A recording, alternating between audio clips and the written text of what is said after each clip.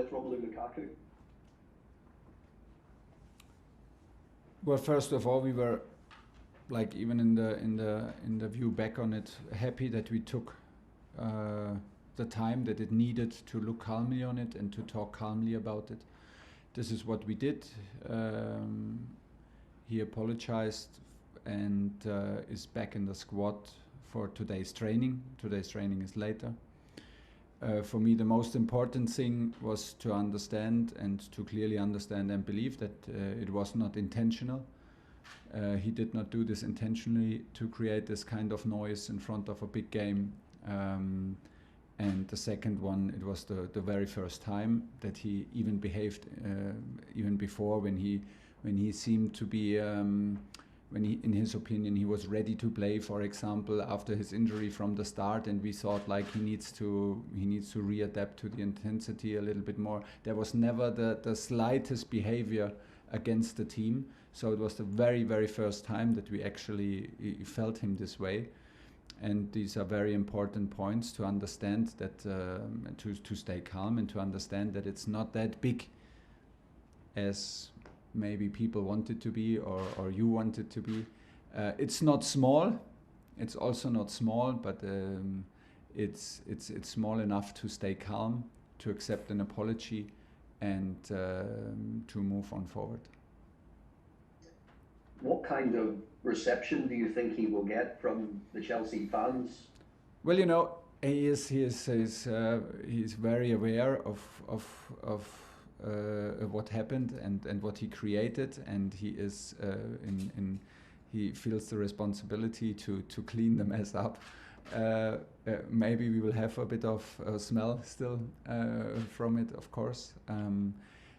He can handle it. He has. There's also no other choice. He cannot expect now everybody to be super happy the very next day, but he is still our player, and we have good reasons and a lot of reasons to make him play for us and to convince him and to fight hard that he is our player. We are happy that he's our player, and we will protect him.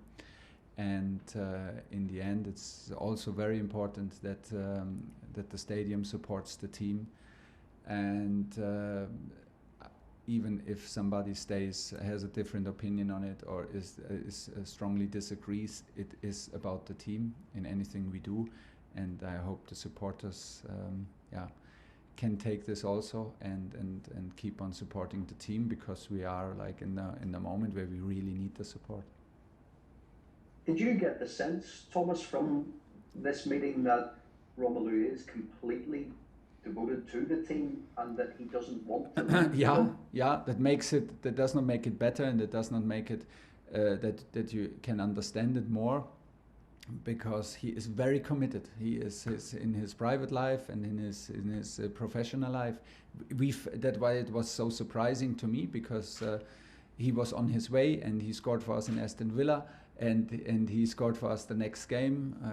I forgot now against whom it was. But he was there. He was decisive, and we had the feeling, there's a really a new start to it after injury and after COVID, and that's why it was that big surprise. So I never had before that interview, I never had the slightest doubt that he is not committed, because his actions on the pitch and off the pitch in private life all go into the same direction. He's an emotional guy. He does not hold back with his opinion. So also credit to that. And sometimes he carries his heart on his tongue, and it's like this. And we should not just blame him and just point on the negative side of it. We have to adapt now to the situation, and it created some noise that you normally absolutely don't want, and this is clearly understood. But there are zero doubts in his commitment and to the team and to the club. Last two, Paul. Looking further ahead, how do you get the best out of him in the system, and also off the pitch in terms of happiness? How do you just get the best out of your record signing? But I think the players get the best out of themselves, and we help them and we support them, and it's not of I mean, with Romelu, it's not about finding positions. He's a striker, and that's it. Pretty easy. He's a number 9, and just put him on number 9, and we never did something else. It's about adaptation. It's adaptation to the league, adaptation to a different club, to a different team, to different teammates. And then comes injury, and then comes COVID. We're in a total normal place with him, in an absolute total normal place. And he is willing to learn. He's willing to adapt. He comes to the most intense league in the world, and it takes its time. And he was very strong in the beginning. He was now in the latest games, like I said, very decisive. And we have no doubts that he will be a big influence and a big impact. Nothing has changed. There was, of course, a situation that we had all now deal with, and maybe will deal for some time. But it's important to brush it off. We took our time. It was in a very, very bad moment in front of a big game, so we protected the game, and now we had enough time to clear the air and move on. Last one, Paul. Yeah, final one. It's the weekly Antonio Rudiger question, Thomas. His representatives are now talking to other clubs about a pre-contract agreement elsewhere, and obviously it's an ongoing situation. But how confident are you from the football side, and you can see what he's giving you week in, week out? How confident are you that he will continue as a Chelsea player beyond this summer? Well, I cannot predict the future. I don't know if his representatives talk to other clubs. If you know so or assume so, fair enough. Of course, it is possible now because it's January and he has not signed yet. But as I understand it, we are in communication with him. The club is in communication with him. I know, or I assume that he is very aware of what I demand from him and how I appreciate to work with him. The level on which he is playing is still super high and outstanding, and there are no doubts that the situation is a concern for that. Well, the point is very clear. My opinion is very clear. The club is trying the very best, and their communication's going on, so has not changed a lot. Alistair McGowan, bye-bye.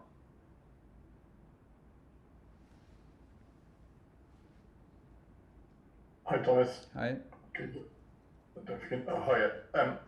What would you say then almost like the miscommunication was between Romelu and yourself, perhaps? Between Romelu and myself? Well, yeah, well, he said he wasn't happy with his role in the team. So has there been a miscommunication for him to say that? no, it's fine if he says so. I mean, I have read much. I have read more difficult quotes to cope with in my past years as a coach. Of course, he was not happy. He's here to help the team, and he was not happy because he was injured and in COVID. But I don't, and he wants to score for us. He wants to make us successful. He's a huge competitor, and that's pretty much it. I don't see any misunderstanding in communication. We talk a lot, and we share our opinions a lot. That's why I was very surprised and still am, because like in the dialogue with Romelu, it's the same. We're on the same page. We compete for the same things. He's our number 9, and I cannot say more to that. So after that meeting, did he go away feeling that he had a long-term future at Chelsea? You have to ask him. Actually, I don't know how he feels about his long-term future, but he has a long-term contract and he is fully committed. So I assume that this is the foundation. I mean... Okay. James Savudra, TalkSport. Hi, Thomas.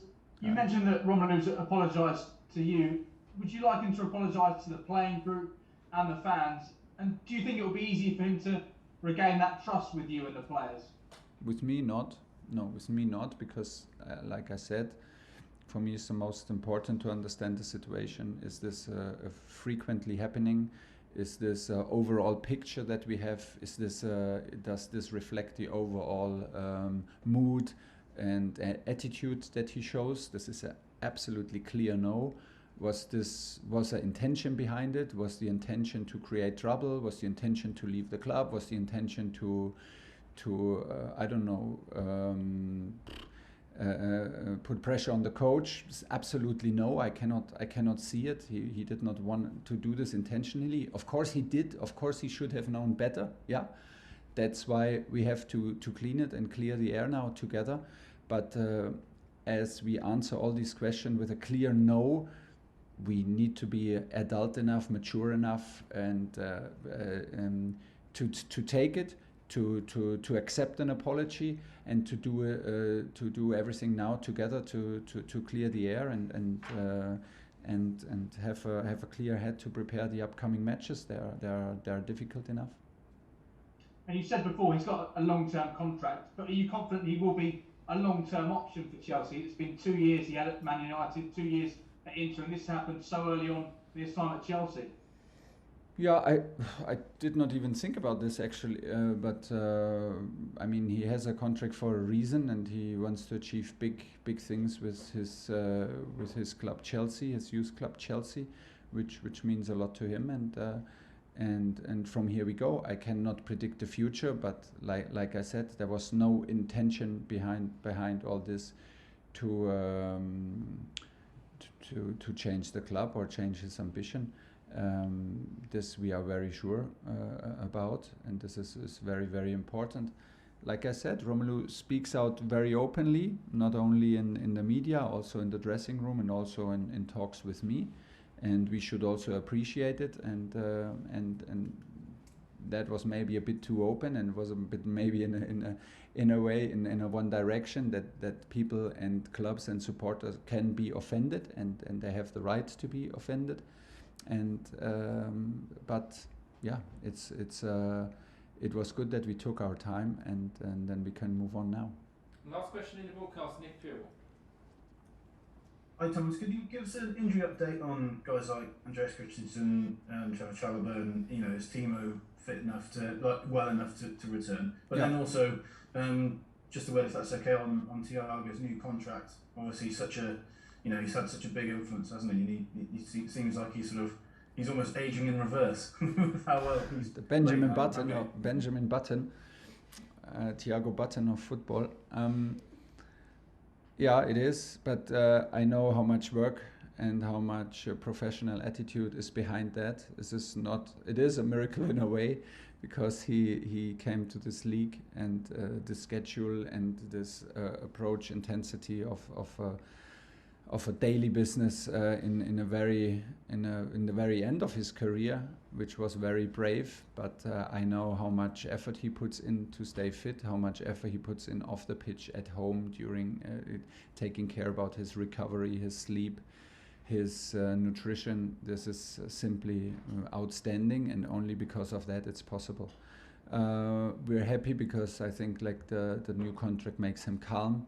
Thiago needs to be calm because a very sensitive and emotional person, which makes him also so precious for our team and for our dressing room. He can feel emotions. He can feel a different state of emotion from others, and can help so much in this. So he is calm. He has huge targets to arrive, and he is a big impact. He's available how he needs to be available, and when he plays strong, and is a big help. So good for him, good for us. And for the injuries, Andreas is a doubt for tomorrow. Trevor is out for tomorrow because of his re-injury. And who was the third one? Timo Werner. Timo Werner trained yesterday. We have one more training to go. He feels much better, and which is a good thing. So he did full training, full intensity, had no reaction so far. So if the training is going well, we can have him on the bench or give him some minutes. Okay, that's the end of